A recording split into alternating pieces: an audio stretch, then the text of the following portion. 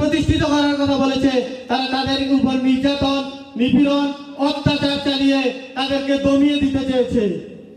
কিন্তু আমরা আজ এই প্রোগ্রাম থেকে তাদেরকে বলে দিতে চাই যে যুগে যুগে যত স্বৈরাচার, যত অত্যাচারী শাসক, যত বড় ইসলাম বিরোধী শক্তি প্রতিষ্ঠিত হোক না কেন, তারা কখনোই ইসলামকে দমিয়ে দিতে পারবে না। ইতিহাসে তারা তা পারেও নাই, ভবিষ্যতে পারবে না ইনশাআল্লাহ।